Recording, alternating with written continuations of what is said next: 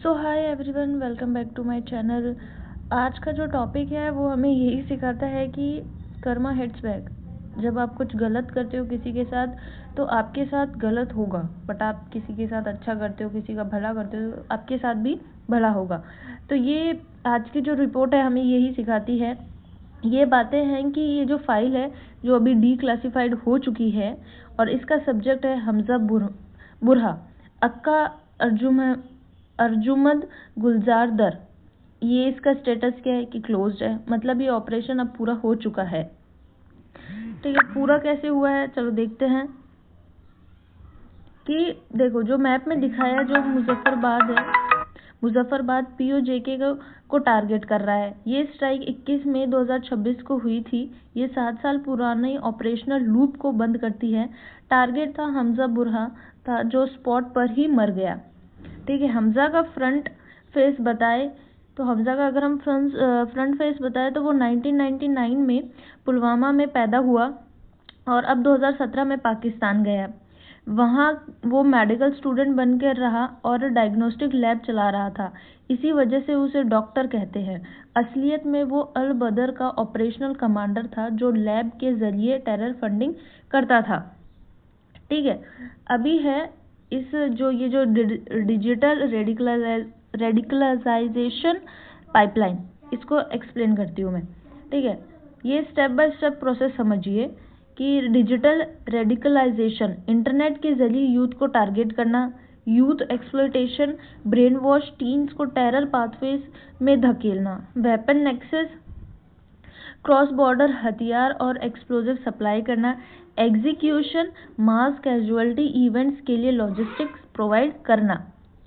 फिर है the catalyst Pulwama 2019। Pulwama का जिक्र करें, 40 सीआरपीएफ पर्सनल की शहादत।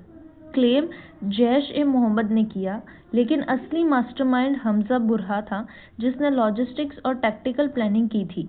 इसने 7 साल तक बॉर्डर के उस पार पनाह ली थी। ठीक है, फिर है the state sponsored reward economy. इसका मतलब कि ये जो पाकिस्तान कहता है कि वो टेरर देश नहीं है, टेरर जो होता है वो इंडिया से आता है, टेररिस्ट इंडिया के हैं, but as you can see इस रिपोर्ट में कि जो ये हमजा बुरहा है इसको पाकिस्तान रिवॉर्ड्स प्रोवाइड कर रहा है, पैसे प्रोवाइड कर रहा है। ठीक है, इसको क्या क्या रिवॉर्ड्स दिए गए हैं। उसे एम्स हायर स्कूल में 50% तक स्टेक मिला हुआ है। ठीक है, उससे RSTV का प्रेसिडेंट बनाया गया ताकि वो मीडिया कंट्रोल कर सके। फिर हमारा मेन पॉइंट आता है द अननोन गनमैन, जिसके बारे में हमें नहीं पता इसका ये है। ठीक है, इनका तरीका था वो था मॉडस ऑपरेंडी। एक्सप्लेन करती हूँ मैं। इसमें हाई मोबिलिटी बाइक्स यूज़ की गई, 2 मैन टीम यूज़ की गई, एक ड्राइवर और एक शूटर। क्लोज रेंज एक्सिक्यूशन, सिर्फ गोली चलाना, कोई बॉम्ब नहीं ताकि टारगेट बच ना सके। ठीक है, फिर है ये सिर्फ एक नहीं बल्कि 32 टारगेट्स की सिस्टमेटिक सफाई है। इनमें LET, JEM, अल बदर और खालिस्तानी सब फंक्शंस के लोग शामिल हैं बिना किसी भेदभाव के। ये लोग सिर्फ बॉर्डर पर नहीं बल्कि पाकिस्तान के अंदर रावलपिंडी जैसे मिलिट्री गैरिसन सिटीज के बड़े मेट्रोज, कराची, लाहौर तक घुसकर टारगेट कर रहे हैं। हमजा बुरहा की मौत गैंग वॉर नहीं है बल्कि सिस्टमैटिक क्लेंजिंग का हिस्सा है। 40 शहीदों के परिवार को अब कुछ हद तक इंसाफ मिला है। The era of safe havens has expired. अब टेरर लीडर्स के दिन गिन चुके हैं।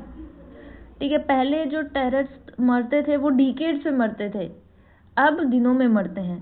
तो ये सब मैंने चीज़ें आपको एक्सप्लेन की है। अब मैंने कहा था मैं आपको इससे रिलेटेड MCQs क्या बन सकते हैं कॉम्पिटिटिव एग्जाम्स में, मैं वो बताती हूँ। ठीक है, इस पहला क्वेश्चन ये हो सकता है कि द अननोन गनमैन की टीम में कितने लोग थे। ऑब्वियसली एक शूटर और एक ड्राइवर। दूसरा कि हमजा बुरहा का ऑपरेशनल रोल क्या था, वो क्या करता था। अल बदर ऑपरेशनल कमांडर। 2 मैंने बता दिए। अभी मैं जो आपसे सवाल पूछूंगी उनको आपकी कॉपी में नोट डाउन करना है नोट्स में, और मुझे कमेंट बॉक्स में उनके आंसर्स बताने हैं। ठीक है, हमजा बुरहा का कौन सा टीवी चैनल हैंडल करने का रिवॉर्ड मिला था।